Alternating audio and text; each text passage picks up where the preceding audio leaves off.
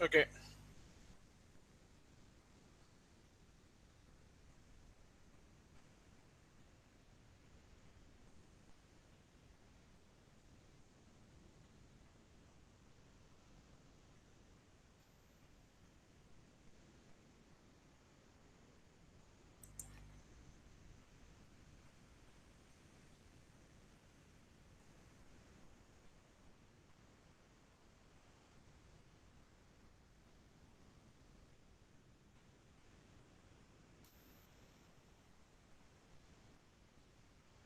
Right. So let's continue now.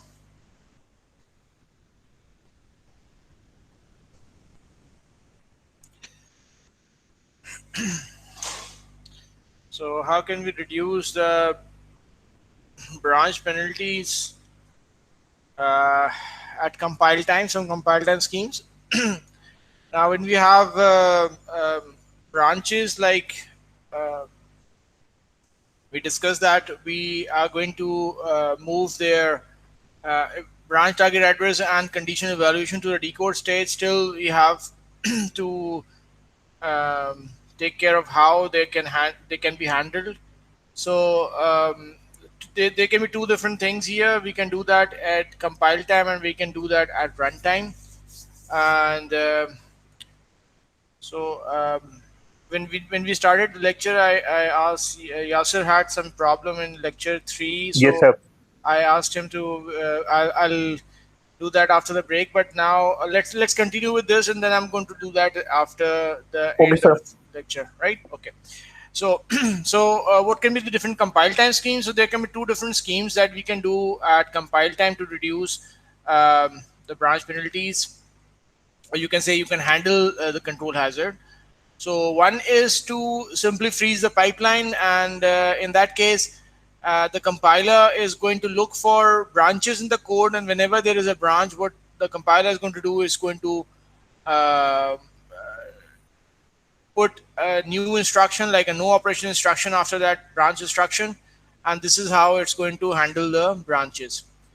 And then there is another scheme which is called delayed branches. In a delayed branches scheme, the compiler is going to rearrange the code to put another instruction into a delay slot. And a delay slot is the slot after the branch instruction, and anything in the delay slot is going to execute. Right. So we are going to talk about the delayed branching scheme for the compiler as well. So let's uh, do this here. Okay. So when we're talking about how is if is the branch going to be handled, or is the control how is the control hazard going to be handled by compiler? Now, for example, if I have a branch instruction here, and then there is another instruction here, which is an add instruction, and then there is some other instruction at different point, to subtract instruction. Now, if I'm not going to jump, I'm going to execute add, but if I'm going to jump, then I'm going to execute subtract. So there are two different instructions here. Uh, okay, so what we have discussed is that the branch is going to execute um, its condition, and the target address is going to be evaluated in the decode stage. So this means that branch just need one cycle more to determine the correct instruction, whether it's an add instruction or subtract. So it needs a single cycle stall. So the first scheme which we have discussed is the freeze pipeline scheme. In a freeze pipeline scheme, the compiler, whenever the compiler looks for a branch instruction, the compiler knows that a branch instruction would need one more cycle. So what the compiler is going to do is going to convert this into something like this: branch not equal, no operation, add.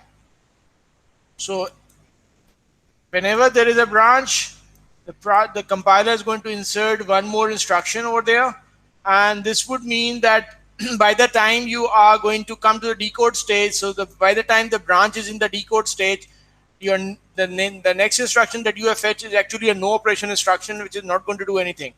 So by the end of the decode stage, the branch would know whether it has to go to the add instruction or to the subtract instruction. right? So this is the first scheme, freeze pipeline scheme, where where the compiler is going to insert a no operation instruction. The other scheme is a delayed branching scheme. Now, what happens in a delayed branching scheme is that, similar to the previous, the branch has got the very next instruction after branch is actually called as a delay slot, and this delay slot is of one instruction because of the pipeline that we have discussed, and we have said that everything is happening in the decode stage. This would mean that uh, you just need a single cycle stall, or single cycle is enough to determine which instructions to come over here. Now, so this delay slot is actually going to be uh, filled by the compiler by a useful instruction instead of a no operation instruction. So that's the delayed branching scheme. So we call this the next slot as a delay slot. This slot can be of one instruction, of two instruction, as many instructions as required to determine the branch target address and condition, right? Now this delay slot can be filled in different ways, right? So I'm going to just go through that.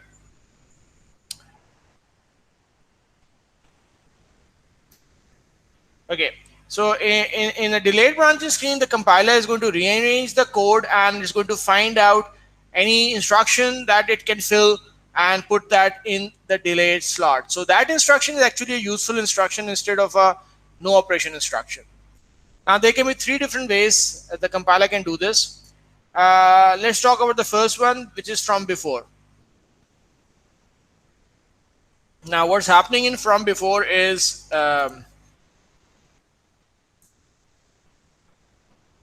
if I can just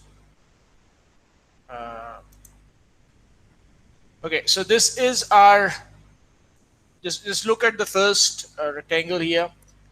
So this is the original program.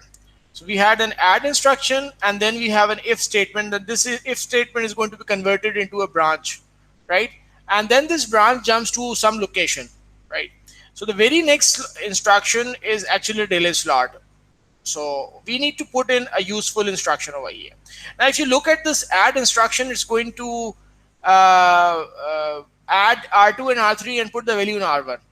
This branch instruction, on the other hand, is checking if R2 is 0, then do this. Okay, so it's not concerned with R1.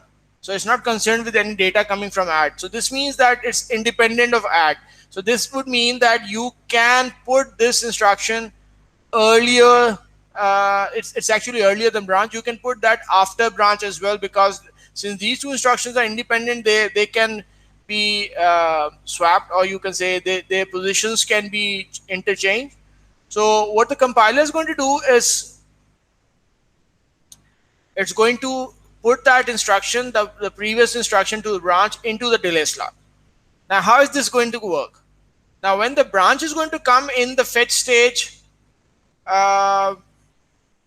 nothing's going to happen for the next instruction. But when the branch is going to go into the decode stage, this is the point where a new instruction should come into the pipeline, and that new instruction which is going to come into the pipeline is a useful instruction, because this instruction has to execute nevertheless. So it had to execute in any case.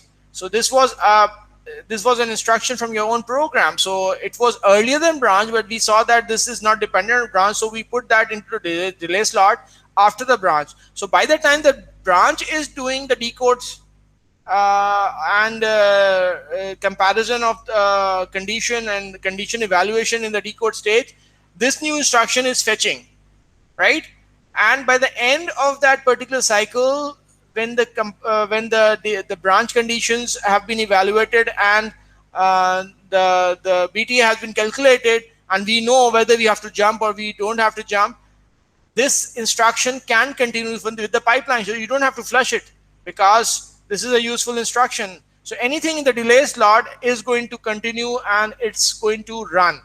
Okay, so this is going to handle the control hazard. So you don't have to insert, you are not incurring any penalty over here, because you are running a useful instruction in this case. Okay, and then when the branch is going to decide that it has to jump, then it's going to execute the new instruction. But when the branch is going to decide that it shouldn't jump, then actually this was already in the pipeline and the branch is just going to continue, right? So if I just draw this thing also, if to make it clear, so what I'm talking about is that um, so we have uh, so we have fetch, decode, execute. Okay, so we have got a fetch stage, decode stage. Now this was the time when you are going to decode, then a new instruction is going to be coming into the pipeline. So what we are saying in the delayed branching scheme is that the when the branch is going to be decoded, that instruction which is in the delay slot is going to be fetched. Okay, and if this is a useful instruction, like an add instruction which was previous to it and it had to run, so if it comes into the pipeline, then what's going to happen is it's going to continue further, right? And at this point of time, when the branch condition has been evaluated, you're going to fetch the right instruction, because at that point of time you know which should be the right instruction, whether you are going to jump or you're not going to jump. You're going to fetch the instruction accordingly. So this would be the right instruction. So what is happening here is we are not introducing any stalls in the pipeline, because we are running everything at its right time, only because we have moved this instruction into the delay slot. So the previous place of that instruction was earlier to it, but now we have rescheduled our code and moved a new instruction, not a new instruction, moved a useful instruction which was already in our program and rescheduled it after the branch instruction. So if this is the case, then we don't need to insert any stall. Now this is one way to do that. The other way could be to select an instruction from target. So if this is your branch and it's going to jump to some place, so you bring that instruction into the delay slot, which is you are favoring that this branch is always going to jump. So if that is the case, then it's okay. But if the branch does not jump, anything which is going to come into delay slot is going to execute. So if you're talking about moving something into the delay slot from the target, then this should mean that if this instruction executes, it's not going to affect anything. Now what I mean is that R4 is going to be updated if this instruction executes, right? So maybe R4 is used somewhere over here. Somewhere over here R4 would be used. But if so it's not visible in your, okay, so it's not visible. So what I'm saying is R4 would be used somewhere here, okay? But if I bring this R4 into the delay slot, then what's happening is this instruction is going to execute. So this instruction is going to execute in any case. Now, if this branch is going to jump, then it's fine, because this instruction should have executed and everything is going to be fine. But if the branch is not taken, then this instruction should not have executed. But since it's in the delay slot, it's going to execute. So you should ensure that you bring anything. You bring an instruction in a delay slot which is not going to affect the remaining code. So if you ensure that anything written after the branch is not using R4 at this point of time, at this place over here, somewhere here. So the code written over here, which is going to run when the branch is not going to jump, does not use R4's value. Then this instruction is okay. Then moving this instruction to delay slot is okay, because even if it's going to execute, it's not going to affect the program's functionalities. R4's content would be changed, but you are going to ensure that any code over here is not using R4's value. Okay, so R4's value would be used over here somewhere, that's okay, but not over here. It shouldn't be used over here. The same goes for fall through, that if you have to jump over here, you can bring an instruction which is not part of your jump code into the delay slot. Again, this is going to favor that you are mostly not going to jump. So you have brought OR instruction into delay slot, so which would mean that OR is always going to execute, right? So if you are not going to jump, that's fine because OR was the right choice. But if you are going to jump, then OR shouldn't be executed, but it's going to execute. So you should ensure that R7 is not used anywhere over here below the subtract. And anything over here is, any code over here is actually not using the value of R7. If that is the case, then this OR can be brought into delay slot. So this would mean that you are not going to get any benefit out of these two cases if your condition is wrong. But the thing is that you are not going to insert and install, and this could be handled from the compiler's point of view. The first case is better because it's always going to have a benefit, because if you bring a useful instruction to delay slot, and this is always since this was before the branch instruction, it's always going to execute. So this is always going to be advantageous. This is only going to be advantageous to bring an instruction from the target. It's going to be advantageous if mostly you are going to jump. And this is going to be advantageous if you're not going to jump. In both these cases, the last two cases, you have to ensure that any instruction that you are going to bring into delay slot is not going to affect if the condition, for example, if you are talking about from target, the normal thing is that you are assuming that you are going to jump. So if you don't jump, then this instruction is not going to affect the functionality of the program, right? The other thing that I have to mention over here from target is that if we are bringing an instruction from target into a delay slot, then we have to change our branch target address or the place we have to jump, because since this instruction has already been executed, we are going to jump to the next instruction below it. So if we are not going to execute the same thing again, so we have changed our branch target position to an instruction which is below the subtract, right? So we are not going to jump again to the subtract because we have already executed that. And in this case, from fall through, what's happening is we are bringing an instruction from the point which is the sequential code after the branch into the delay slot. And this is going to favor the cases where we are mostly not going to jump. But if we jump, then we have executed an extra instruction, and we should just ensure that R7 value is not used over here. So if the compiler ensures that and it finds an instruction which it can fill the delay slot, then these two cases are also useful. So the summary of this is provided in the next slide here. So I've mentioned here when it's going to be advantageous to have from target or from fall through. From branch before is always going to be beneficial, right? Now this was compiler based solutions to handle control hazards.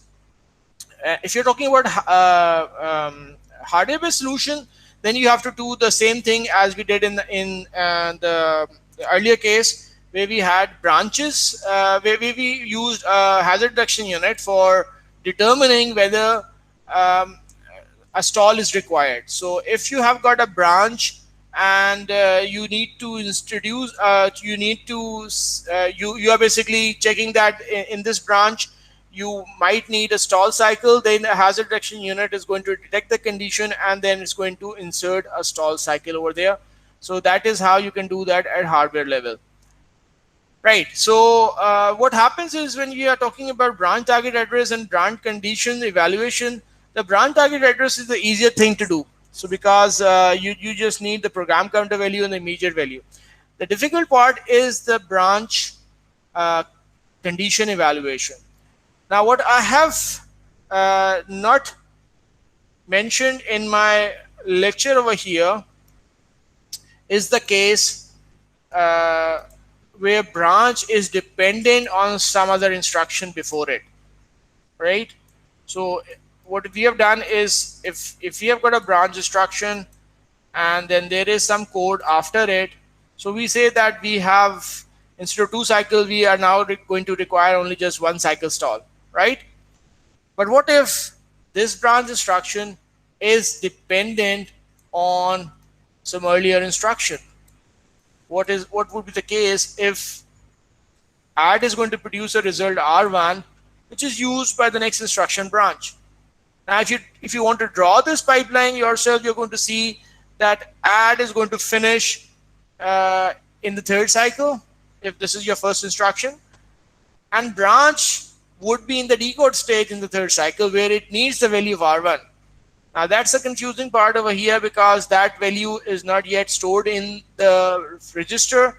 So when you're talking about doing everything in the decode stage, we are reading directly from the register file.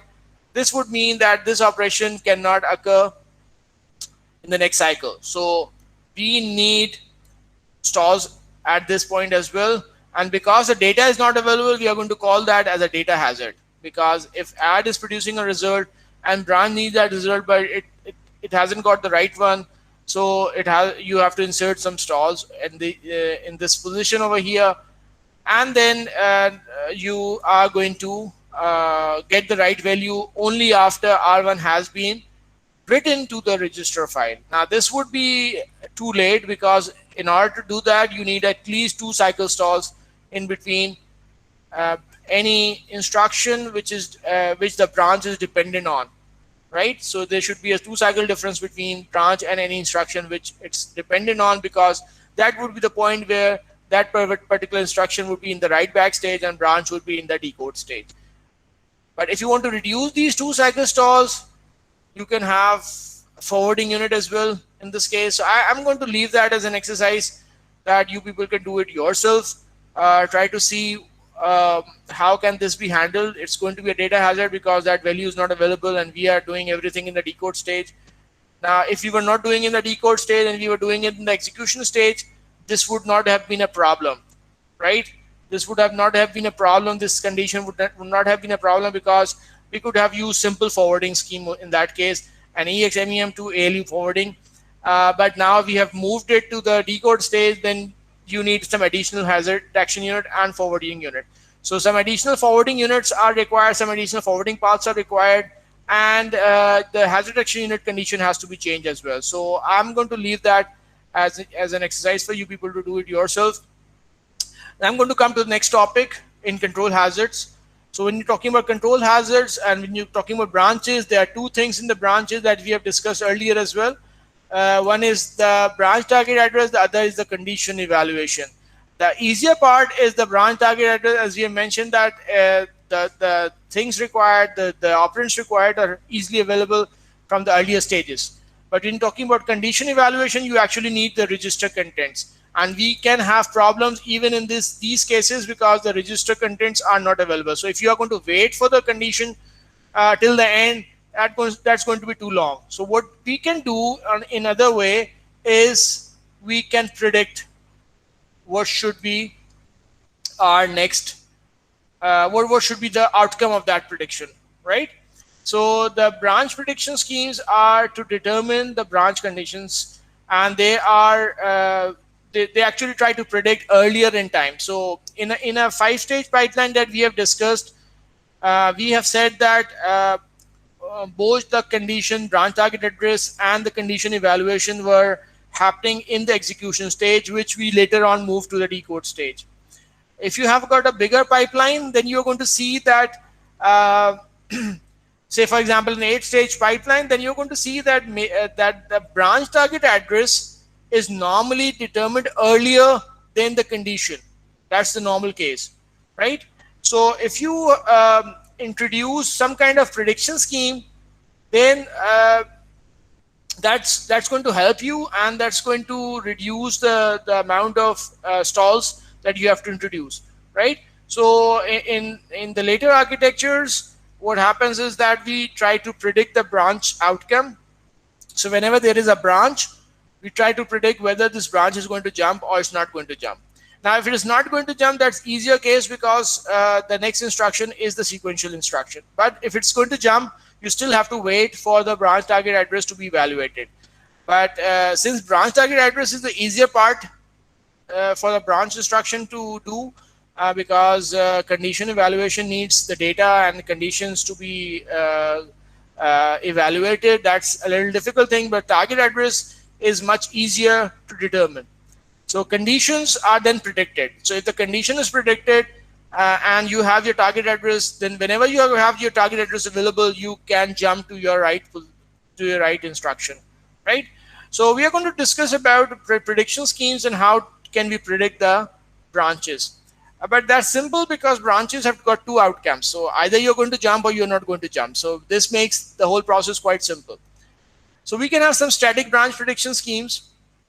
Now, in a static branch prediction scheme, what happens is you favor a branch to be either taken or not taken, and that's done at compile time. So the compiler is going to favor a branch in any one direction, whether it's going to predict that it's going to be taken or it's not going to be taken.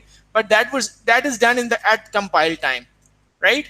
So here in this graph, what's shown here are different benchmark programs and with static branch prediction performed. So there are different benchmark programs for integer and there are different benchmark floating point programs, and these are the misprediction rates. So you can see that the maximum mispredictions are 22%. So for a program like EQNT, what I just don't remember what this program does. I think so. It's related with simultaneous equations. I just don't remember that. But this program has got 22% misprediction if we do a static branch prediction scheme, and that's the maximum. That means that for 78% of the time you have predicted it correctly, right? And then there are the other programs, different benchmark programs, which gives you a misprediction of 5%, which means that 95% of the time you can predict at compile time that this branch is going to jump or it's not going to jump, right? So there can be different schemes for that. What happens is that compiler, whenever it faces a branch instruction, it takes help from the hardware. It converts that instruction into a normal instruction, or it converts that into an always jumping instruction, right? So this is how it predicts that it's going to be a taken or an untaken branch. But nevertheless, it's a branch. It has to be evaluated. Sometimes when the prediction goes wrong, then you have to flush the pipeline as well. So the next slide here shows different heuristics for determining whether we have to jump or we don't have to jump. For example, if the branch is is actually your end of the loop, then what are the chances that you are going to jump and you are not going to jump? So if I just ask you this question, so if you have a code over here, and this has to be run in a loop, and so there is a branch here which is going to check whether you have executed that loop, say 100 times. So if and you are incrementing the value of R1, for example, and R2 has got 100. So if they both are not equal, then you are going to jump. So you have started R1 from, say, 1, and then at the last point you are incrementing R1 by 1 each time. So if they are not equal, then you go to the starting of the program. Now I just need to ask you, and I need your answer. What do you think this branch instruction is mostly doing? Is it a taken branch or is it a not taken branch?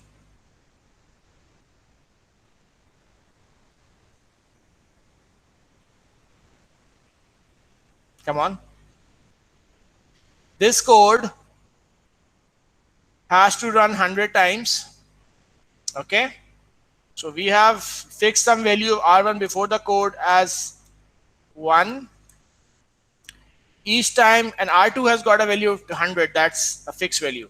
So each time at the end of this code, you check whether R1 is equal to R2, and if they are not equal, then you go to the start of the program and do this thing again, where here you are going to increment the value of R1. So that's a simple code. So what? Sir, I think it will be a taken branch. Yes, this is a taken branch because both of them will not be equal. One incremented 100 times will, I think, be equal to 101, and both of them are not equal, so the branch will be taken and it will again do the desired action. yes, this is a mostly taken branch, because if you're talking about 100 times, then 99 times it's going to be a taken branch, and only once it's not going to be not it's not taken branch, right? So the outcome of this branch is 99% of time it's a taken branch. Only one time it's not taken branch, because that at that point of time the decision would be not to jump, because they both are equal. So it's not going to jump and it's going to execute the next sequential instruction, right? Is everyone okay with this? Yes, sir. Okay, so this is how what we can do is, if the compiler sees something like that and sees an instruction like a branch instruction which is part of an end of a loop, then what the compiler can do is, instead of determining its condition, it can say that this is a mostly taken branch, right? Or you can say, you can have some special codes, and you need support from your hardware. So the branch not equal instruction can be converted into uh, say an unconditional branch not equal, unconditional jump branch not equal. Now these are some special instructions that you can have in your code, or it can be converted into so an unconditional branch not equal is always going to jump. So you can all, or you can just convert that into uh, no branch not equal. So what I'm saying is that the compiler, your instruction set is going to have some special instructions.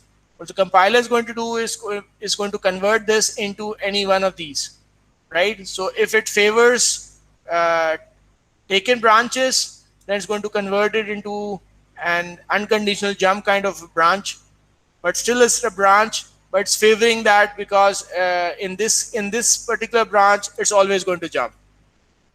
And if it's not going to be taken branch, if you have predicted that it's not going to taken branch, then compiler is going to convert this instruction into a not taken branch instruction, where it's going to favor the next instruction. So this is how you can convert that branch into your in your code into a special code like this. And normally what happens is, you have got special bits in your instruction format which you can change, so you don't need to have a special mnemonics for that, but you can just change that bit to determine whether it's going to be predicted as taken or not taken. So whenever that particular instruction is executed, you know is decoded, you know whether it's mostly favoring a taken or not taken prediction. So this here slide here determines different heuristics to determine at compile time, at before the program is run, how you can favor a particular branch. Like a branch which is at the end of the loop is mostly going to be predicted as taken. So if you do the other, so there's, for example, if there's a call here, or if there's a loop exit, or there are different branches that are mentioned over here, and then there are heuristics whether you're going to convert them into as taken branch or not taken branches. So that can be done at compile level, right? But this would mean that once you have fixed that, so whenever you're going to run that program, it's always going to give you the same results, right? And if you have done it wrong, then there is no way that you can change it,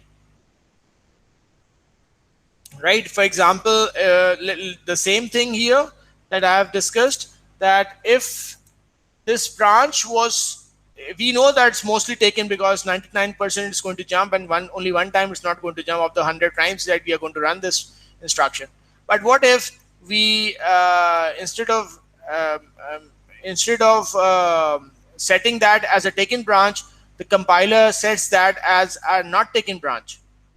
So it's going to be wrong 99% of the time, and it's going to be right only once. So this would mean that instead of having a 99% accuracy, you are just going to have a 1% accuracy, right? Because in a static scheme, you cannot change your prediction. So you determine that prediction at compile time, you run your program with those predictions, and then if you're wrong, you're wrong. You cannot change them. So that means that it's not a good scheme to have static predictions like this. So then we go for some dynamic branch predictions. Obviously, dynamic, anything which is dynamic, it means that you are taking help from hardware that's not done at compile time. So you need some extra hardware for implementing dynamic branch predictions. So uh, in dynamic branch prediction, what happens is we use special hardwares or memories to to record our predictions, and these memories or these special data structures can be changed at runtime. So if you feel that the branch is mostly favoring a different prediction, then you can change the prediction as well. That's why they are called as dynamic branch prediction schemes, because then you can change the branch predictions at runtime. So a very simple scheme is a branch history table. Now, what happens in a branch history table is we have a small memory that is indexed by the lower portion of the address of the branch instruction. And then the memory contains a single bit that says whether a single bit per location, whether which says whether the branch was recently taken or it was not taken. Okay, so I have, I think so. Okay, I'm just going to give you um, an idea of how it's going to be done, and then we are going to come further to branch history table.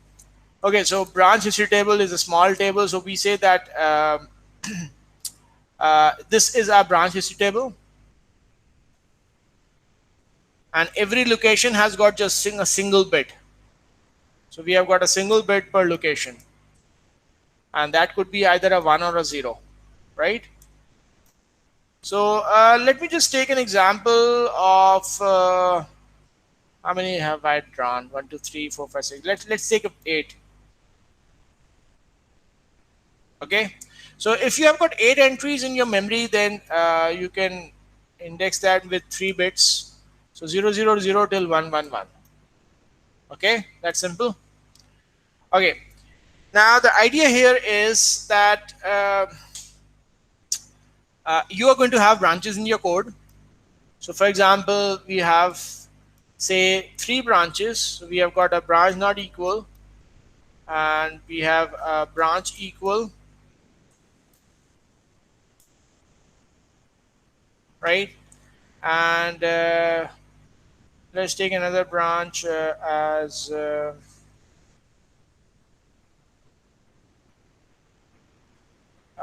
we can have a branch 0 as well. So if it's going to be 0, if a particular register is 0, then it's going to jump. Okay, so let's say we have got different branches. It's not necessarily they have to be different. You can have same branches as well. Uh, but these are the branches within your code. So there are different instructions in between them, and so they have their own addresses. So this branch is at address, say, so I'm not going to write a very big address. Let's talk about small addresses. Say, so this branch is address 48, right? Uh, or you can say instruction number 48 or whatever you want to decide. So everything has to be multiplied by 4 to get the right address. And then let's say this is at so I'm going to just say that this is actually the instruction number, and what you're going to do is multiply it by 4 to get the right position of that. So every number has to be multiplied by 4. So the next one is going to be 49. So every number has going to multiply 4, because every instruction is 32 bit. That's why we are going to multiply by 4 to get its current address. So this number is 49, 40, 50, 51, 52, and let's say 53. So this branch is at address 53, 54, 55, 56, 57 over here. So let's take it as 58. Okay, so I'm just going to give you just an idea of how it's going to be done. Now, what happens is that you get the address of this particular branch, right?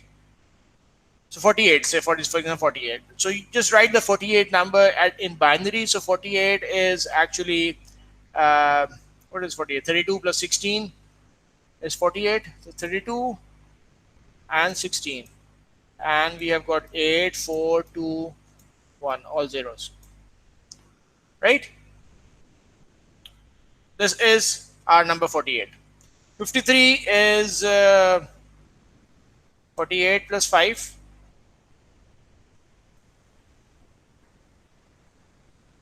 and 58 is actually 48 plus 10.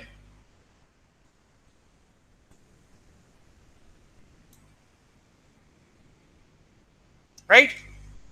So these are the addresses of those branch instructions. So what you have to do is look for the last 3 bits, because we have got a memory which has got 8 instructions. So look for the last 3 bits, and these last 3 bits are going to be used for the index, for indexing into this memory. So if we have got a branch at location number 48, then this means that the last 3 bits are 000, so its prediction is over here.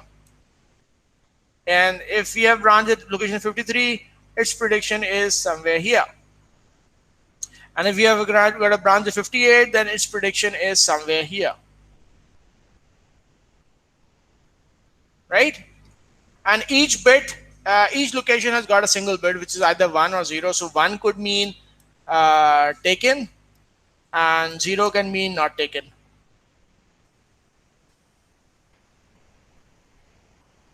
Right? So that's a simple scheme. So and obviously we are going to start with some constant numbers initially. So let's say everything is predicted as not taken.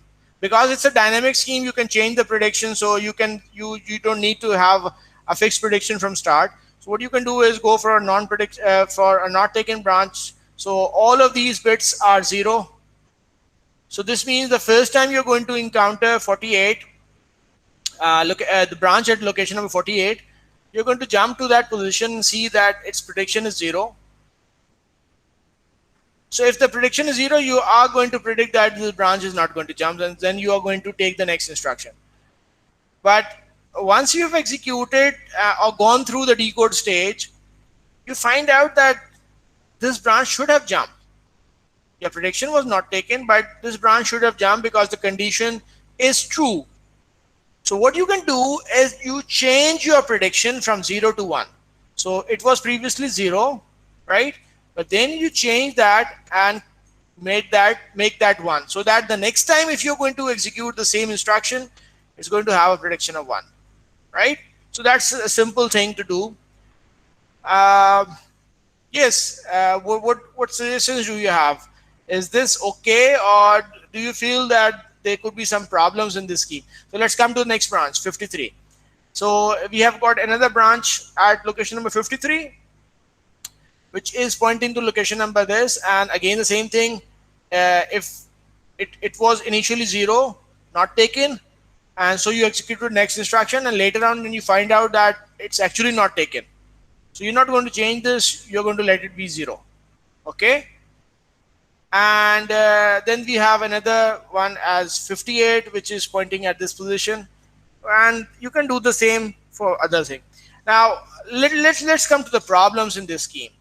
The first problem that you can see here is obviously you are not having the problem in this small code that I've written over here, uh, because there are just three branches shown over here, and there are obviously going to be more branches in your code. So let's talk about another branch, and let's just put that branch at location number 100. Okay, so let's put that branch at location number 100 to see what do we get over here. So let's say we have a branch at location of, so you remember that we are only going to talk about branches. We are going to have we are going to index into this branch history table for branch instructions only, no other instruction. Okay, so there are other instructions as well, but we are never going to fetch any prediction bit for other instruction. We are going to do that only for branches. So we have another branch at location number 100. So let's write 100 again. So 100 is, what is 100? 100 is 64 plus 32 plus what? 64 plus 32, that's 96 plus 4. So you have 0 0 100. Okay, so it's also saved over here. Let's talk about 101. That would be easier. Okay, so we don't have location 100, we have 101, because I wanted to point out some problems here. So we have another branch at location 101. So we have another branch at location 101. And if I write 101 over here, it would be something like this. We have a 5 plus 96. So we have got 64 and 32. Let's make 96, and we have got 5 more over here, and that's 101. So what you do is just look at the last 3 bits of these, and it's also 101, which means that it's also pointing to the same position. Okay. Now, if we have got 2 branches pointing to the same location, we don't know whether that bit is put there, is placed there by branch at location 58 or 101, because they both have the same ending 3 bits. Now that's a problem with this thing. That's the first problem. But you're always going to have a problem with any branch history table. So how you can remove this? You cannot actually remove it, because branch history table has to be a small table. Otherwise, it's going to take a lot of time. You can reduce this problem by having a bigger table. So instead of having just 8 entries, why not go for something like 1000 entries, right? So even though you have got 10,000 branch instructions in your code, but a 10,000 branch history table is still going to be better, and is going to give you better accuracy. So the only problem in this scheme is that you don't know whether that branch prediction bit is placed there by the same branch that you are referring to, or some other branch. Because if you continuously have dynamically you are predicting that it's going to be taken, one of them is going to be taken. So the problem in this case is that if the 2 branches are pointing to the same location, so let's say this was mostly taken and this was not taken. So each time you are going to run this, and the bit says it's not going to be taken, and this is taken, you are going to convert that bit from 0 to 1. Okay, you're going to convert that from 0 to 1. But when you're going to reach this 101, you're going to see that it's not taken. It's the prediction is taken, but it's not going to be taken. So you're going to convert that back from 1 to 0. So each time you are having a misprediction, because you are predicting it wrong. Now, why are we going to execute this thing again? Because let's assume that this whole thing is in a big loop, and you have to run these whole thing again and again. So what you're talking about is what was the previous prediction of this branch, right? And it was taken, but now what you're going to see is not taken. So that's the main thing. You are getting a misprediction over and over again, because you have a small size of history table in this case, right? So but this is a very simple scheme, a simple dynamic prediction scheme.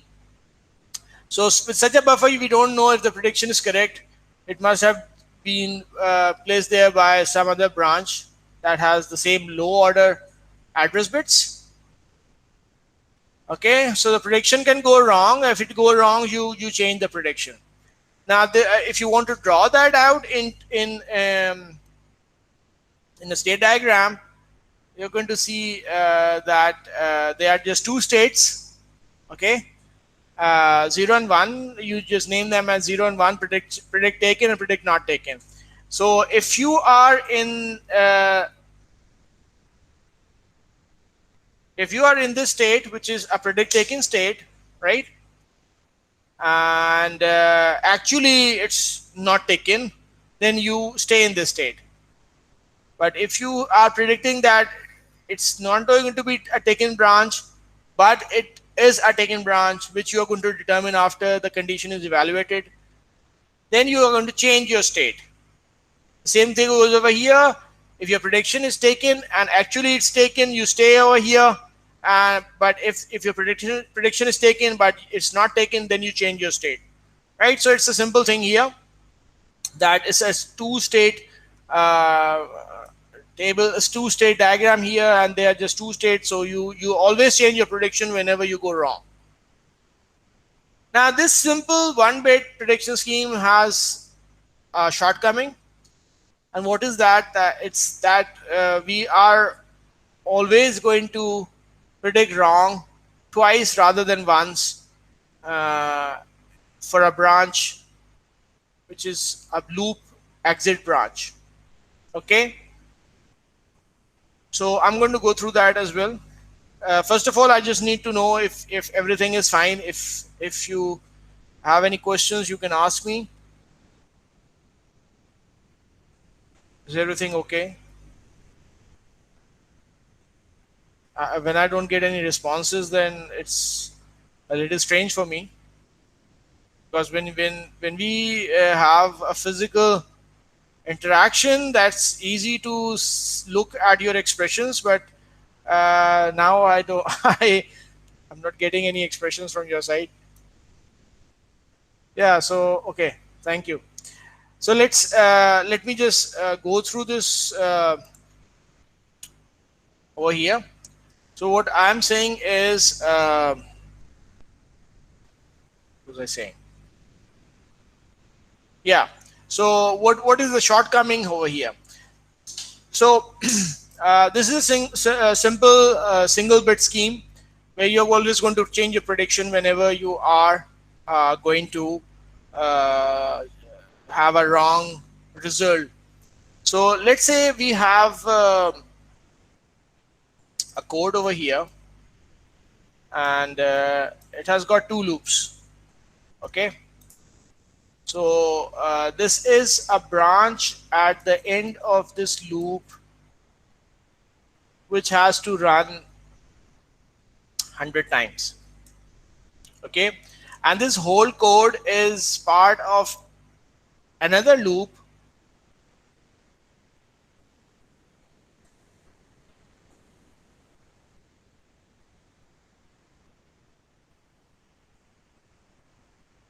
which has to run, say, 1,000 times. Okay, so this is one loop over here, and this whole thing is in another loop over here. So if I just talk about this branch instruction, so how many times is going to execute?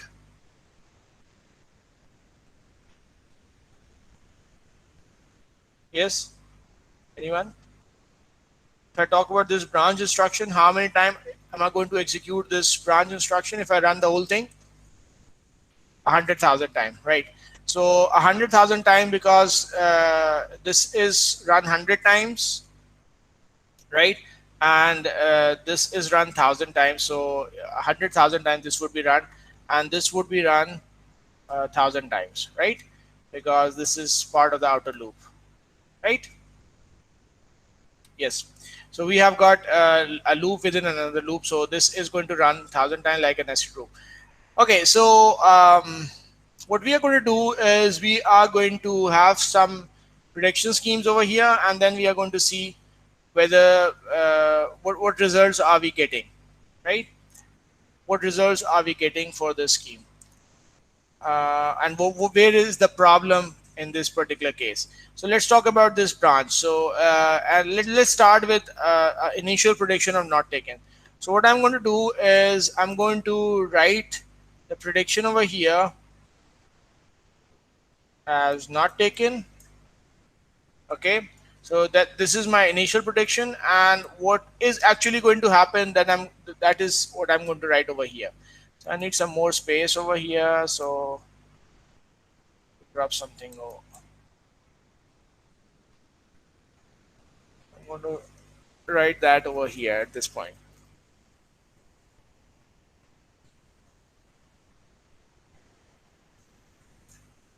Because the main thing is that this branch is executing 100,000 times.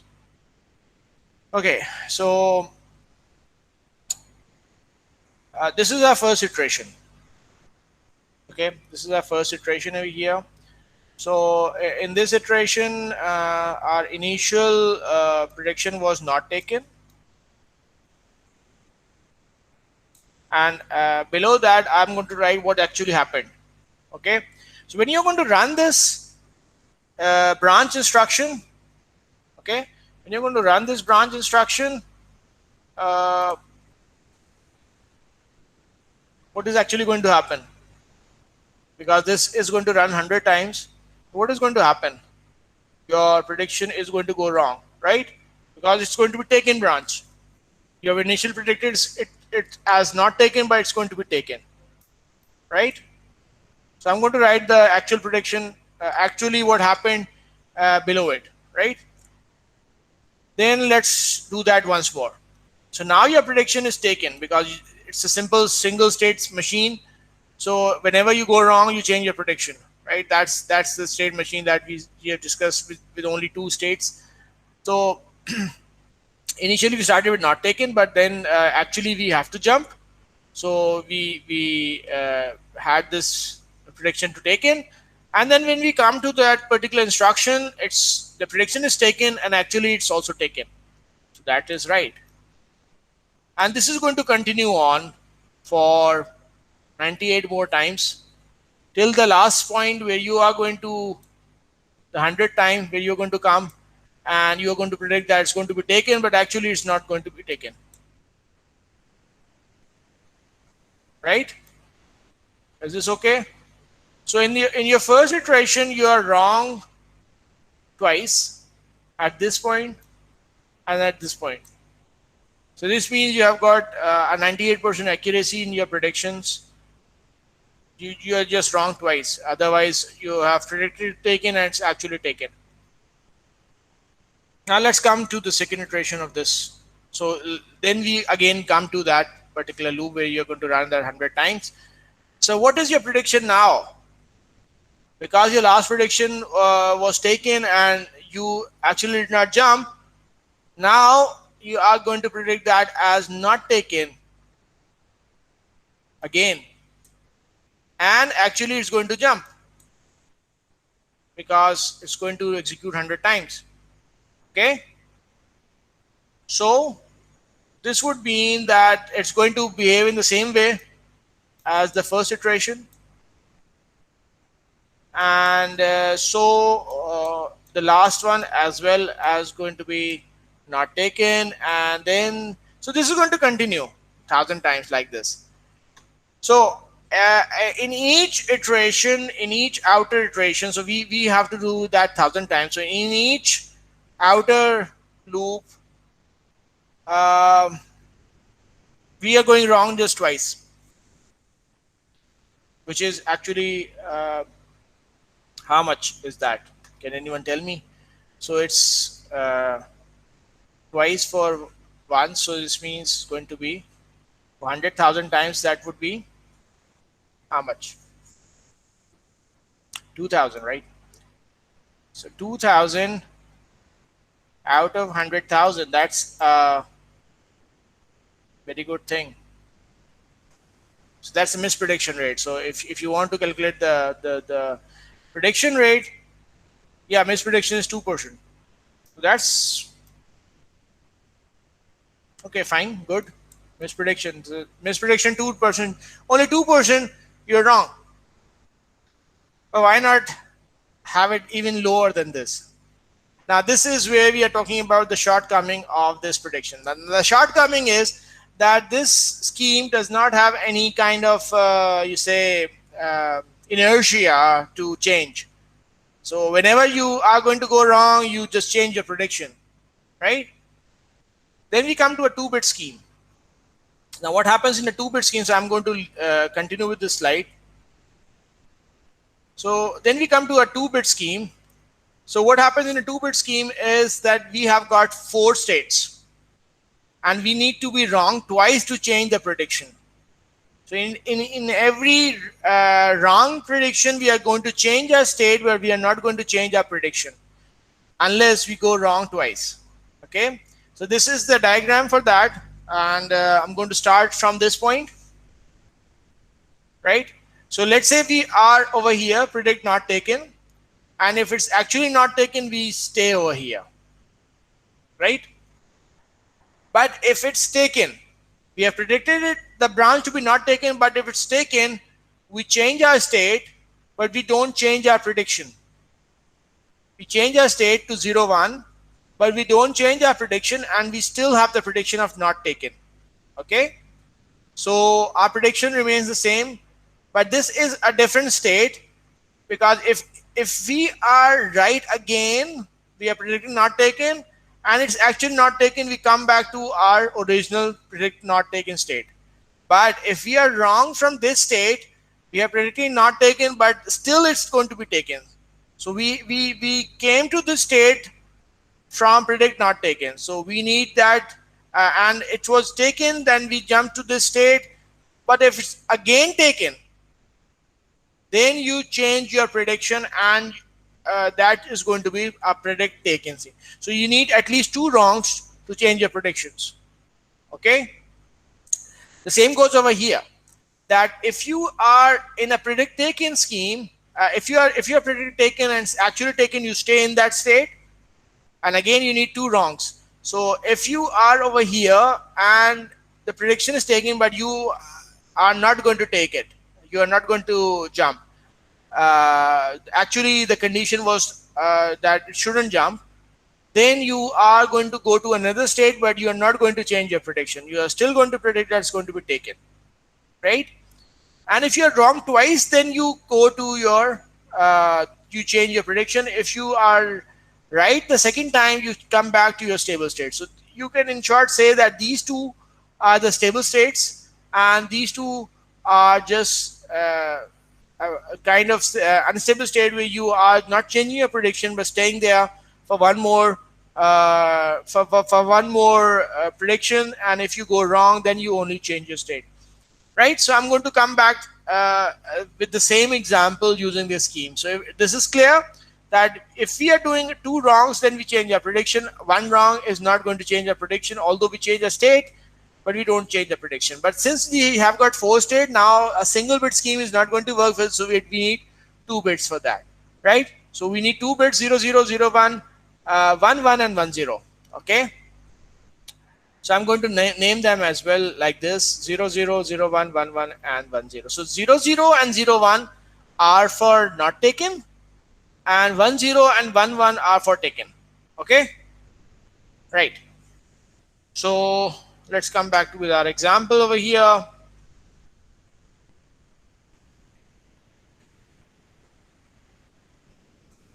Okay, so 0, 0, and 0, 1 are for not taken, and 1, 0, and 1, 1 are for taken,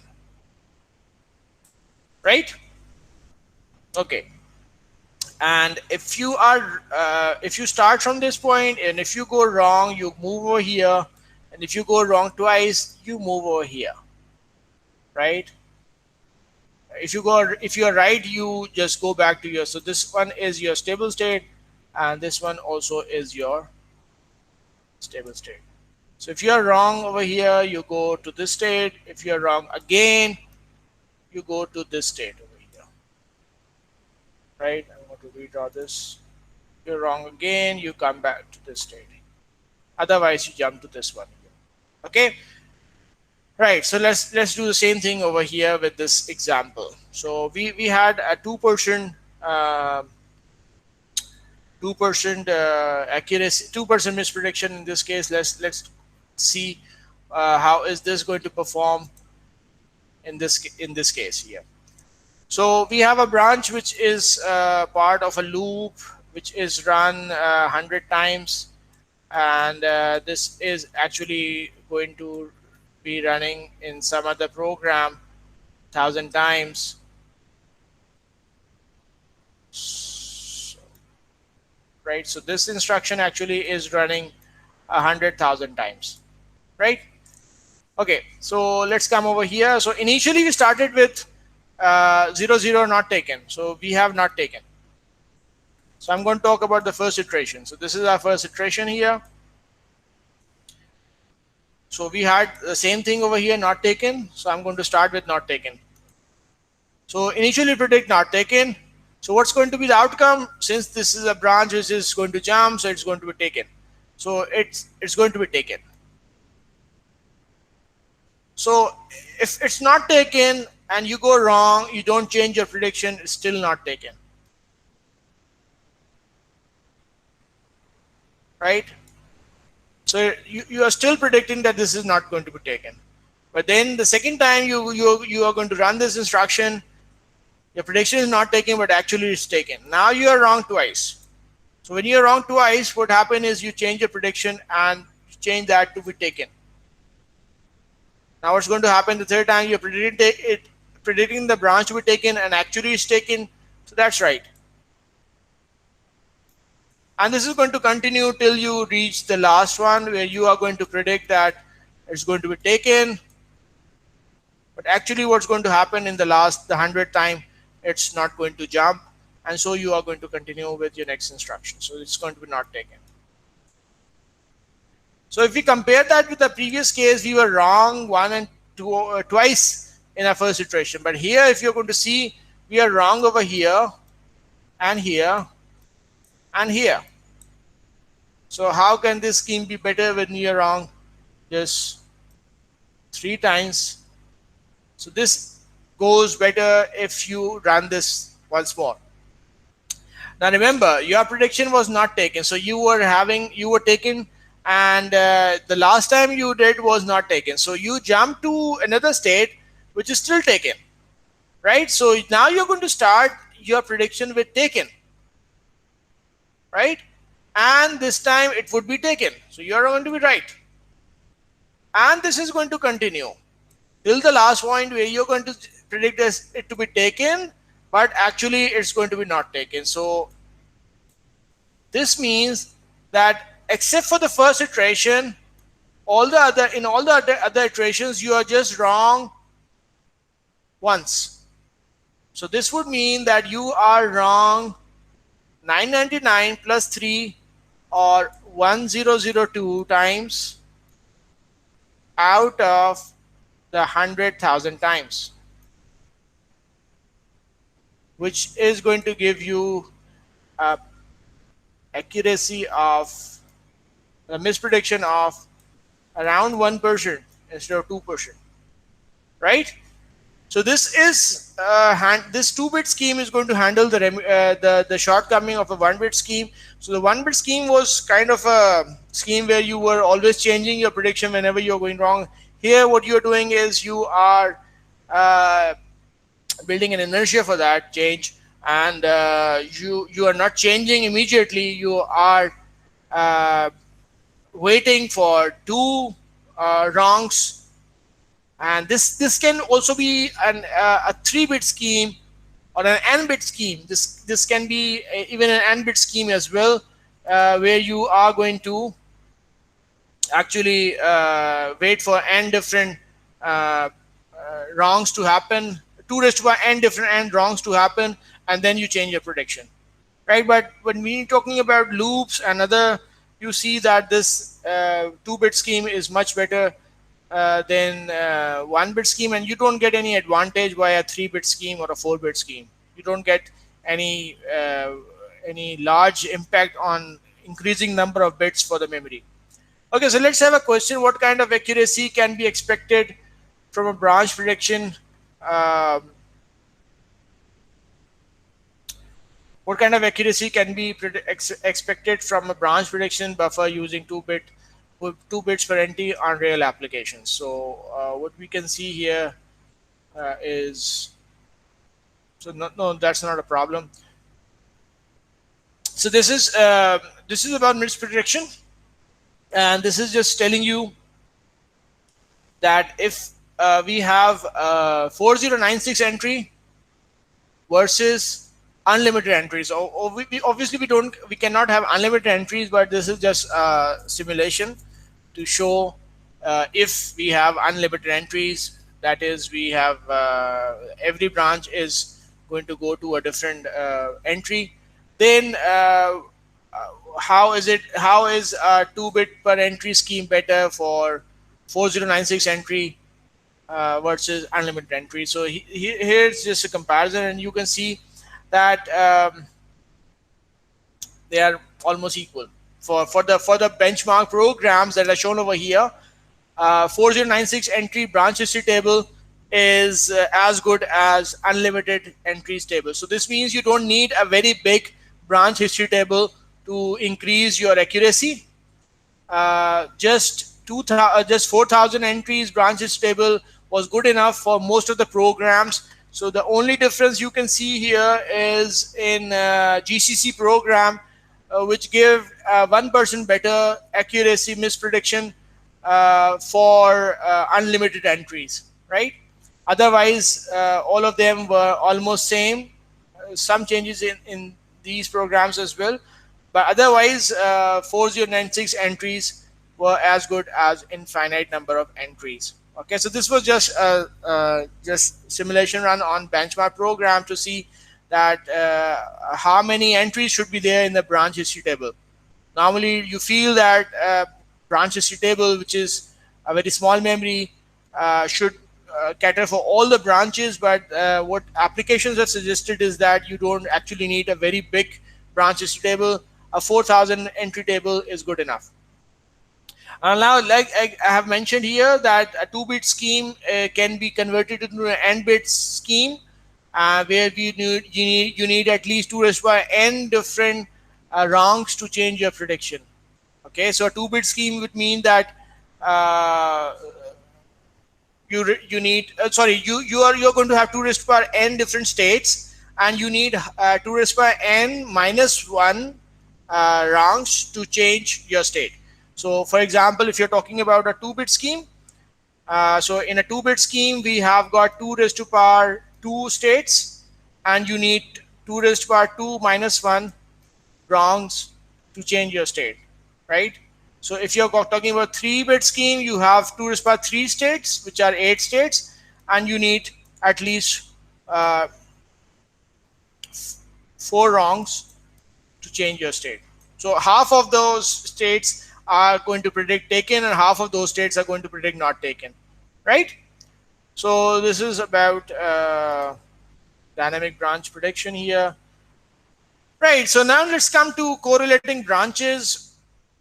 Now, when you have recent branches, when you have branches close to each other, then you are going to see that these branches often have some correlations as well, right? So we can say that recent branches are correlated. So in a code, if you have branches very close to each other, then there is some significance, or you can say these branches are somehow related to each other.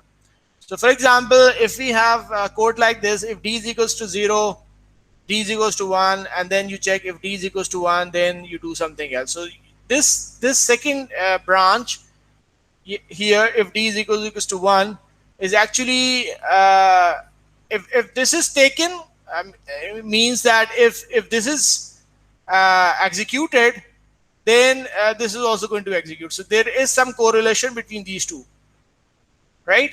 So if this is going to happen, this is also going to happen, because inside there you are changing the value of d to 1, and then if d was 0, you're going to change it 1. This means you want to run this as well, right? So this one has a relationship with the previous one. If this is not taken, then this won't be also taken, right?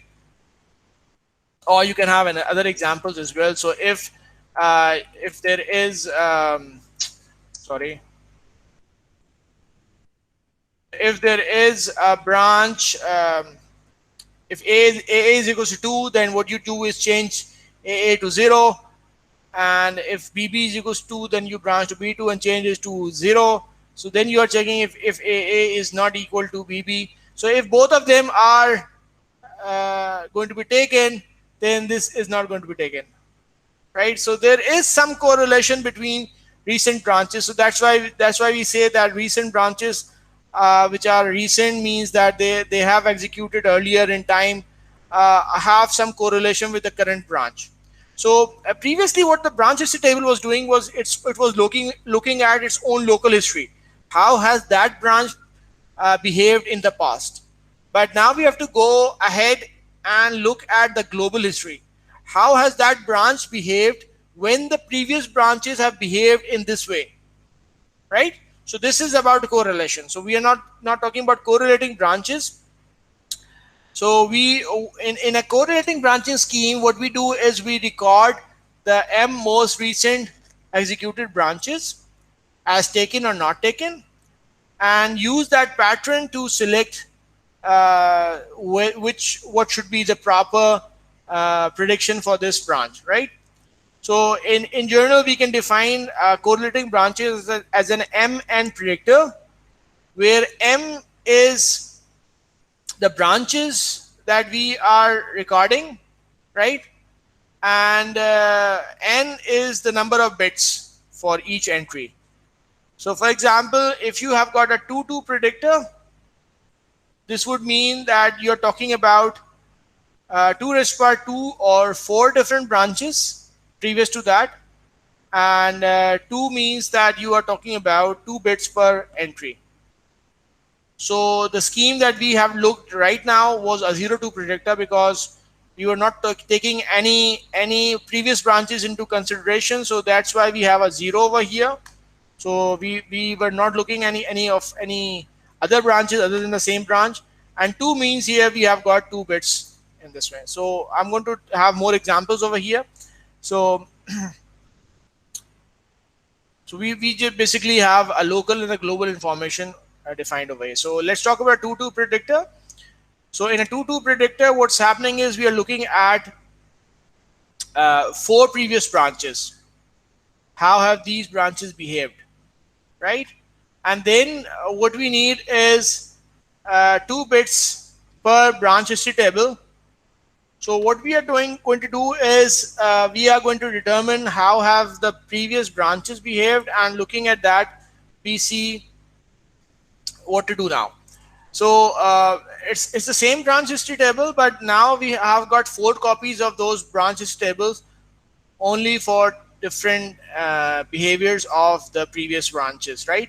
So we are looking at the last 2 branches. When this number here m, this number here m is about the number of branches that you are going to consider, and these branches have 2 raised to power m outcomes. So there are going to be 4 outcomes for m branches. So we are talking about 2 branches prior to this branch. So what I'm talking about is, like, we have a branch here that we need to see prediction. So we are going to talk about 2 previous branches to that branch. So this was another branch, and this was another branch, right? And this is your 3rd branch, which is your current branch. So when you come over here, you look at the previous 2 branches, how have they behaved? Because somehow you are saying that this current branch is correlating with these branches. Now these 2 branches can have 4 different options. So this is taken and this is not taken. This is taken and this is also taken. This is not taken and this is not taken. And this is not taken, and this is also not taken. Sorry, this is not taken, and this is is that.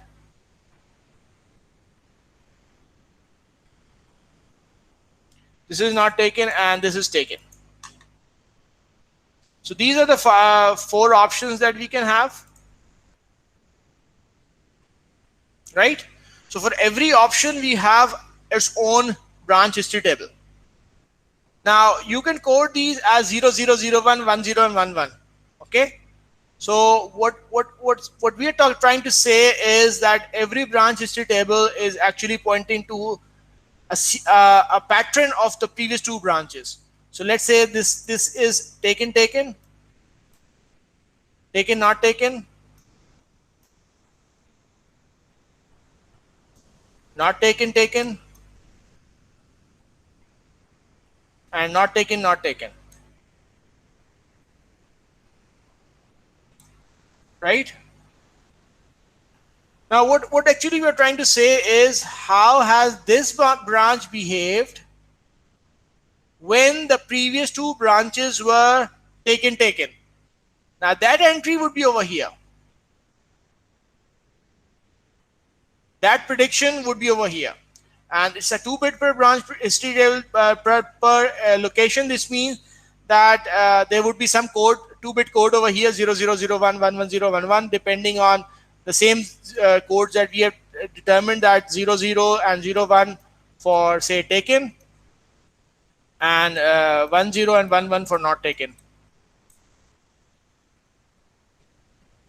No, so we said this was taken, this was not taken. So we can say the same thing over here, that if the code is 00 or 01, this would mean not taken. If the code is 10 and 11 over here, this would mean that the prediction is taken. Right? So you have a 2-bit scheme over here. Now, how has this branch behaved if the previous two branches were taken and not taken? Then that code would be, that prediction would be over here, these 4 bits over here. Right? So what in other words, what we are saying is a single branch is going to have many different predictions. Right? So there is no single prediction for this branch. There are 4 different predictions for this branch, depending on how have the previous 2 branches behaved. Okay? So for a single branch, previously we just had a single prediction, taken or not taken. And it was only looking at its local history. How has that branch behaved in the previous time it was run? But now we are not talking about only the local history, we are also talking about the global history. How has that branch behaved when the previous 2 branches have behaved in this way? Right? So what we do is we take a 2-bit global history counter, which is just which is going to be updated each time we encounter a new branch. So let's say that the previous branch was taken. The previous to previous branch was taken and the previous branch was not taken. This means we are going to select this particular and history table because this is for taken, not taken. And within that, we are going to search for the lower addresses of this particular branch, and that lower addresses are going to point somewhere here. So we are going to look for the prediction over here, and let's say if the 2 bits written are here over here are 01, so this means that our prediction is not taken. Right?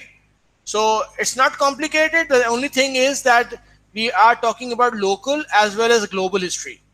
So global history is for the previous 2 branches. Now what will happen if we have another branch over here? So let's call that as a branch 4. Now what will happen is that if we have decided that this branch is not taken, then this means that this global counter will have not taken, not taken. Right? So this is going to change because this was for the last 2. When you're considering B4, the last 2 would be these 2. And this was not taken, and this was just, we have determined over here, not taken. So our new 2-bit history would be not taken, not taken. Right? And this means that for this branch, we are going to look into this history table. And looking at the address, if it's pointing to some point over here, here would be the code of it. So you're going to see, since the address is not going to change, so a branch will always have its prediction at the same places in the different branch history tables. But they can be different predictions. So there can be a 01 over here, and then there can be a 11 over here, or there can be a 10 over here. So there can be different predictions at different branch history tables. But you're going to just see how has this branch behaved when the previous 2 have behaved in this way. So let's say if the previous 2 were taken, then you are not going to look at this prediction, you are going to look at this prediction. If the previous 2 were both not taken, then you are going to see that this is going to be taken. right? So this is how you are going to talk about correlating branches, right? Any questions here?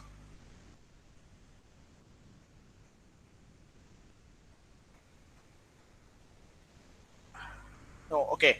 So let's then move on, and let's have a question now. I'm going to just remove all these if it's okay. Okay, so let's move on. Okay, how many bits are in a 0 2 branch predictor with 4K entry? How many entries are in a 2 2 predictor with the same number of bits? Okay, so let's talk about this. So we are saying that how many bits are in a 0 2 predictor with 4K entries. So a 0 2 predictor with 4K entry means a 0 2 predictor with 4K entries means that because it's 0, this means that you're looking at a single branch history table. So you have as many branch history table as 2 raised to power m over here. So 2 raised to power 0 means you have just got one branch history table. Okay, and each entry has got 2 bits. So how many bits are there? So what we are saying here is we have got 4000 entry, 4096 in fact. So 4096 entries, and each entry has got 2 bits, and there are 2 raised to power 0 such history tables. So you just multiply and then you are going to get 8192 or 8K. So they are going to be 8K bits, right? So they are going to be 8K bits here because there are 2 bits per entry and there are 4096 entries, and there are just um one history table. Now, the second question is how many entries are in a 2 2 predictor with the same number of bits? Now, second question states that you stay with the same number of bits, right? But it's asking how many entries are there. So this thing is not known.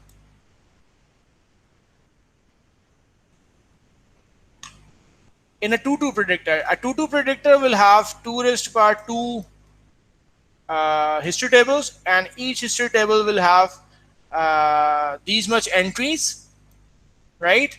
And every entry will have 2 bits. So there are still going to be 2 bits, and there are going to be 2 raised to power 2 such history tables. Okay, so you can do that yourself. 1024, Fahad Khan, right? So 1024 is the right answer here.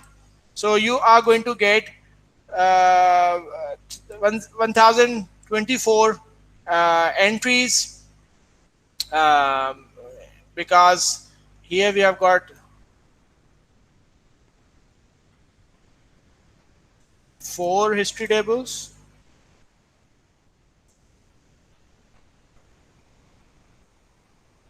Here we had just a single history table that was big, right?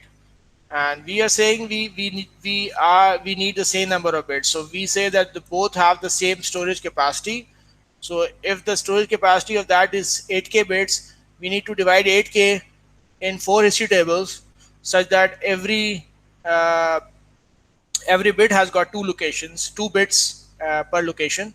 So this would mean that each one will have 2K because 1000 entries and every one are 2 bits. So 1024. So you get the right answer. Is the same thing that Fahad has mentioned here. Okay, so let's move on. Now, why we have done this is because we need to look at the next part of this question, which is to see if they both have the same number of bits, how are these two going to perform for the benchmark programs? Because that's a good thing to compare.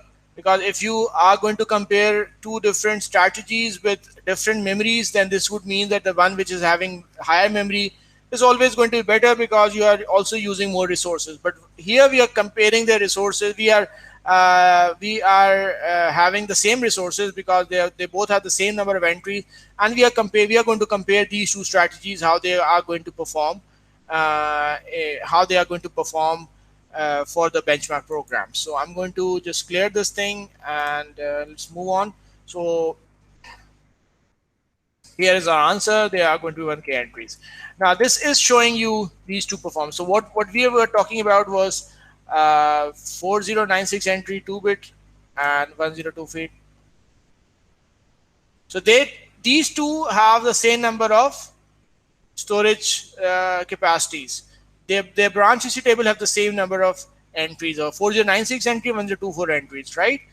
And you see over here is you need to compare reds and greens over here. So you're going to see that red and blue.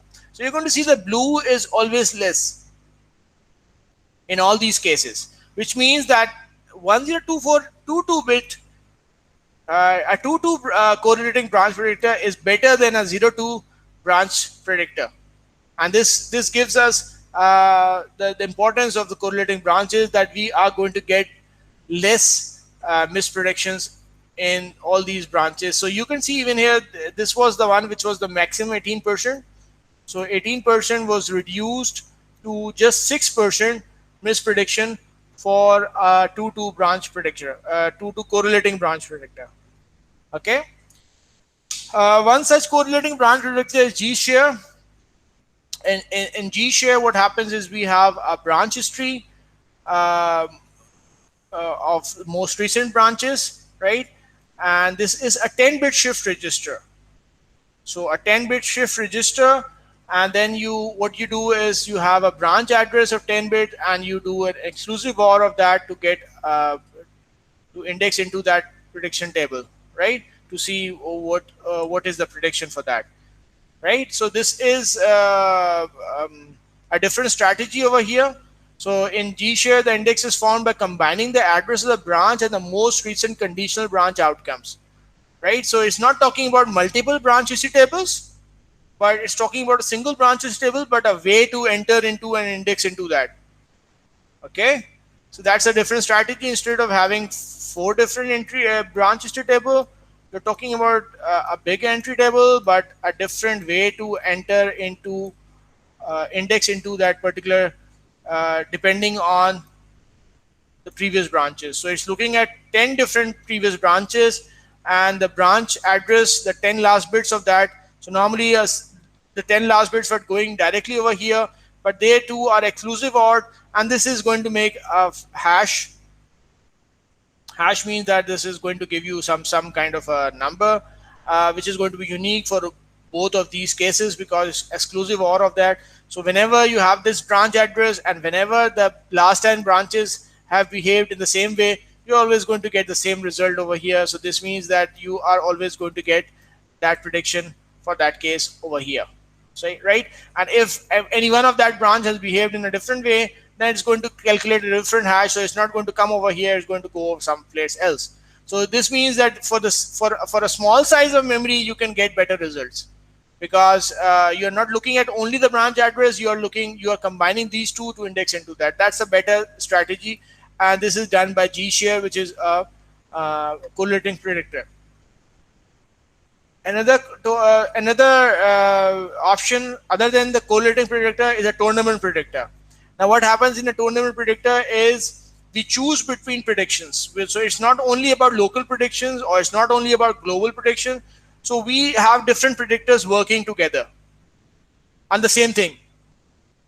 And depending on which one is going to get the best predictions, so the selector is going to select according to that. So the selector is going to see. So if you have got 2 different predictors working simultaneously, one of them says it's not going to jump, the other one says it's going to jump, but actually it did jump. So you are going to favor the other one which said that it's going to jump.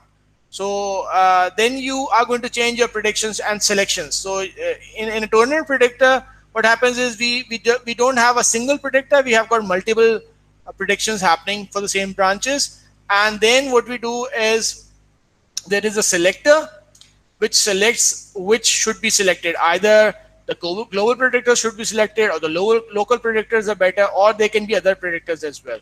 So that's an example of a total predictor, which is much better than correlating branch predictors as well, because it has an option to select the best one depending on their history, their own history of how they have performed previously.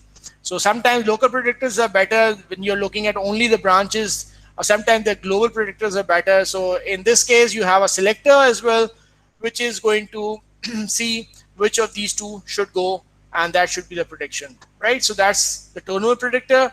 So here's a comparator of the simple local 2-bit predictor and the correlated predictor and a tournament predictor. And you can see for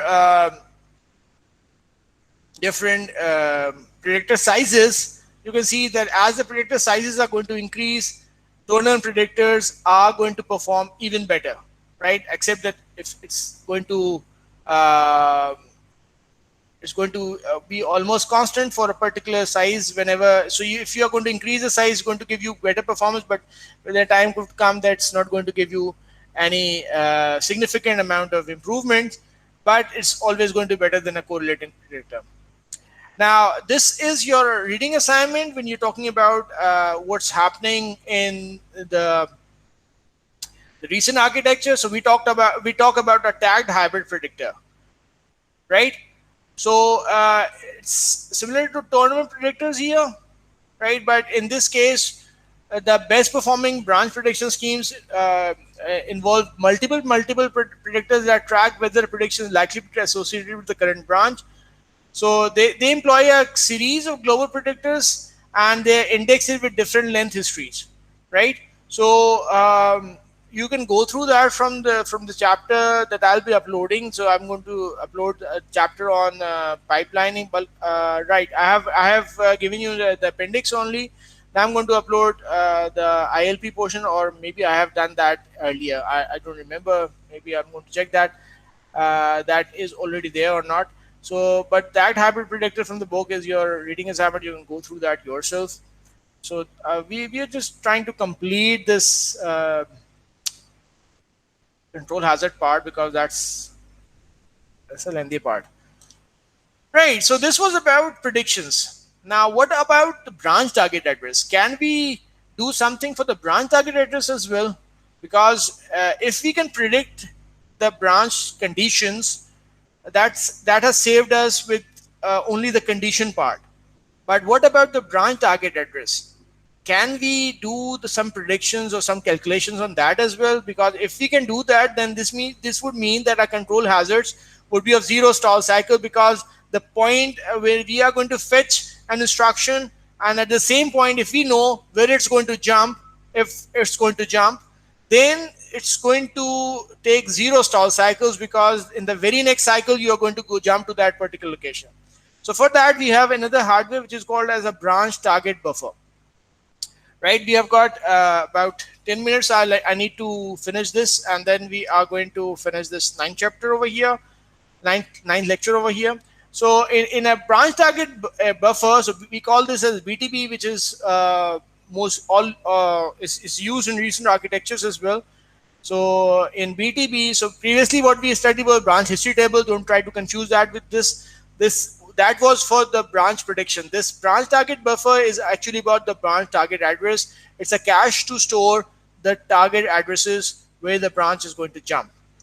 Now, when you're talking about branches in MIPS or other architecture, you see that the branches are PC relative branches. So if your code is not changing, this would mean that if it has jumped to some location earlier, and you can record that and you can store that location, the next time if you encounter the same branch, then you would know where it had jumped earlier. So if it's predicted as taken, then you can obviously go for that predicted program counter, right? So what we're talking about is a small cache.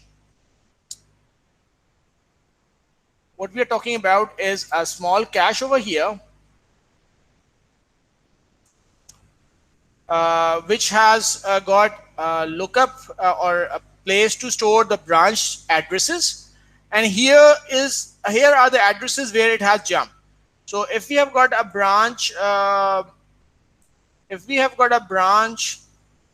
which has jumped to this location. So what you're going to do is you're going to take this address of branch.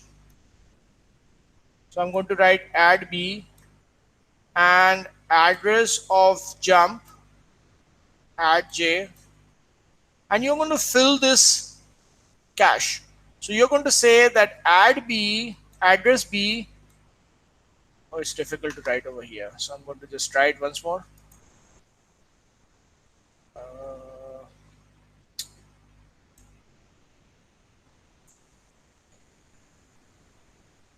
okay, add B has jumped to add J.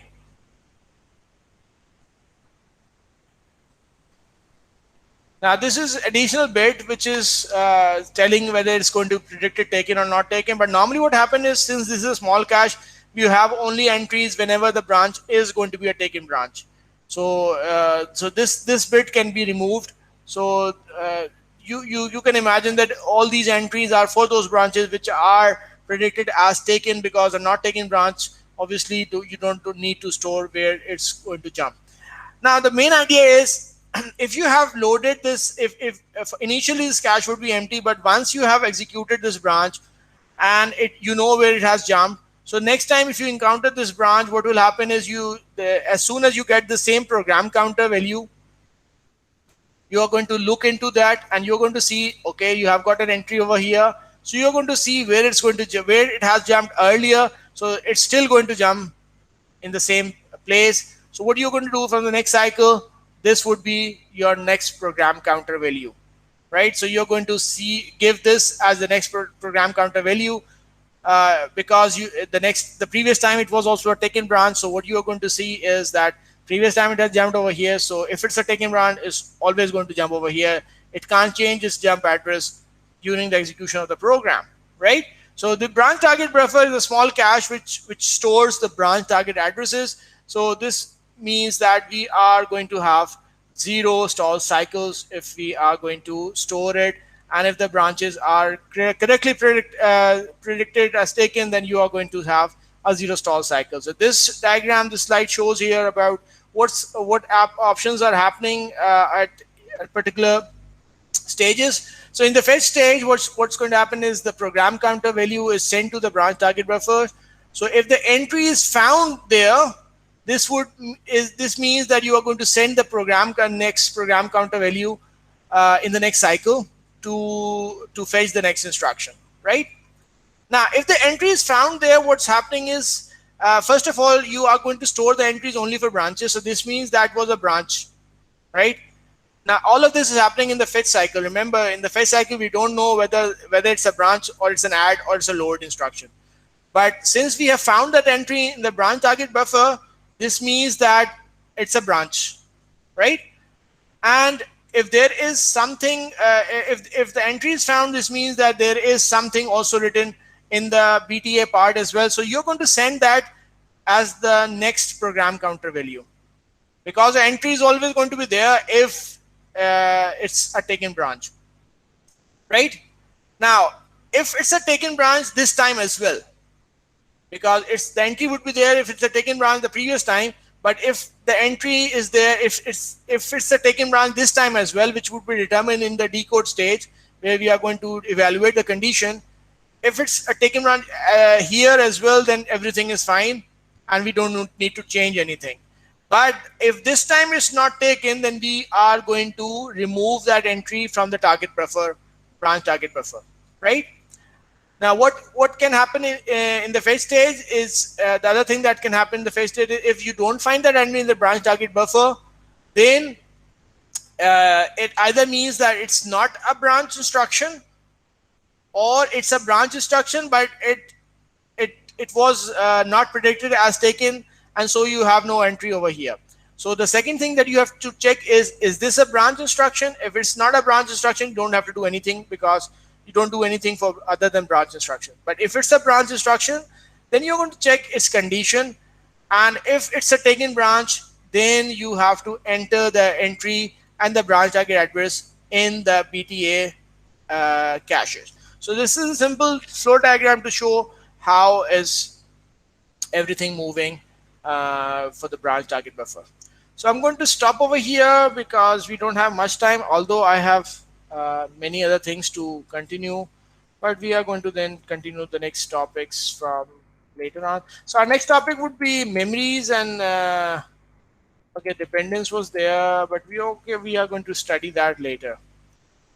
Okay, so I'm going to stop my ninth lecture over here. All right, so Yasir, so you had some. Uh, what were you asking? Lecture three.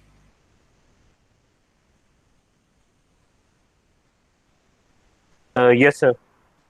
Lecture 3 is here. So slide 17. 17.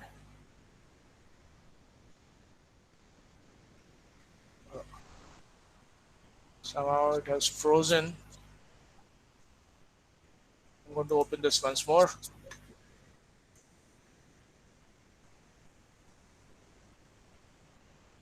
Okay, slide 17. Yeah, So this one.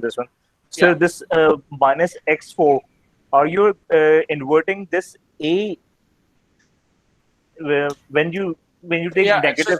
this is an example of a right shift algorithm when you are going to do it for sign numbers, and then you're talking about if you're talking about sign numbers where there were two conditions. If you're talking about positive multiplier, then everything is fine. But if you're talking about a negative multiplier, so this was a condition when you have negative multiplier.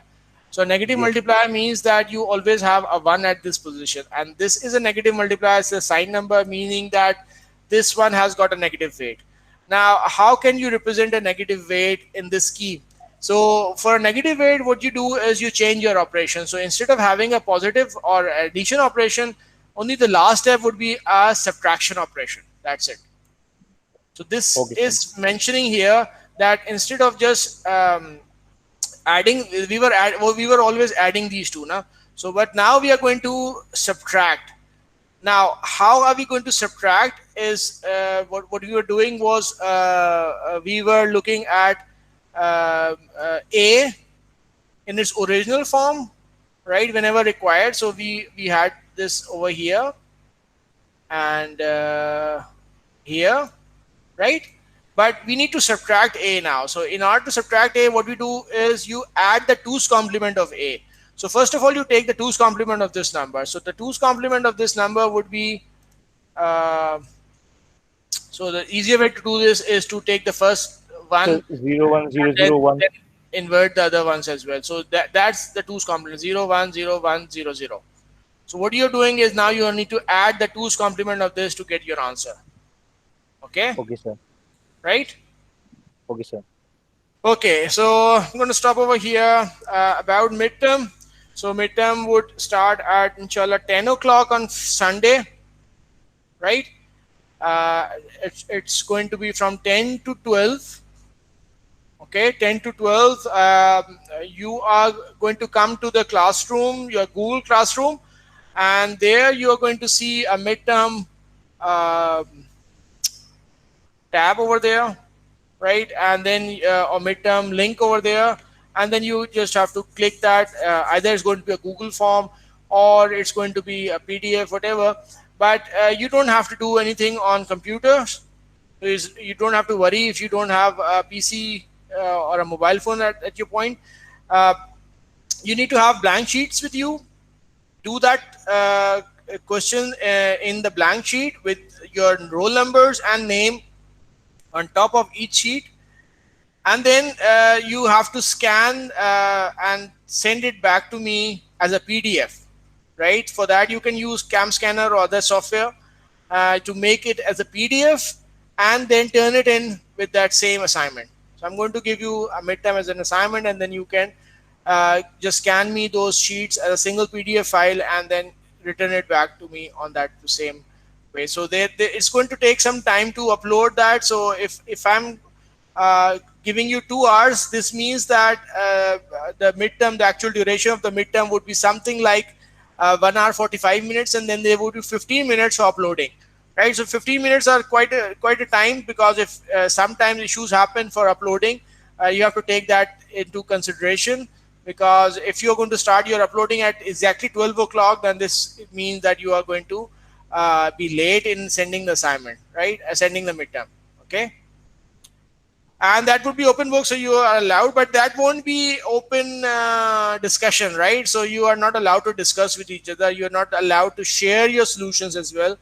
That is strictly prohibited, because if I find out that students have collaborated or shared, then both of them are going to get zero, right? So this is a strict policy which I also employ at undergraduate level as well.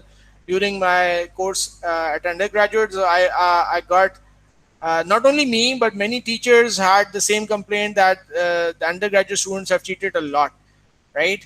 But obviously, their marks are not good, because the teacher can tell easily which who somehow the student make silly mistakes, right? So instead of D, you write 0. Instead of 16 divided by 2 as 8, you write 4. So they are silly mistakes. So if a student is going to do its job himself or herself, then you don't make such mistakes. So it's easy to detect such mistakes. So no collaboration or cheating is allowed. You can open your notes, you can open your book, you can search the internet as well, right? But no collaboration with each other, no discussion with each other, right? So that's going to start inshallah at 10 o'clock on Sunday. Any other discussion here? One last thing. My meeting extension is the attendance extension is not working today. So what you can do is just write your roll numbers on the chat. So I'm going to check it from there. So write just your roll numbers and then you can leave. Not your name, just your roll numbers. That would be easy for me. Right. Thank you. So you just write your roll numbers and then you can leave.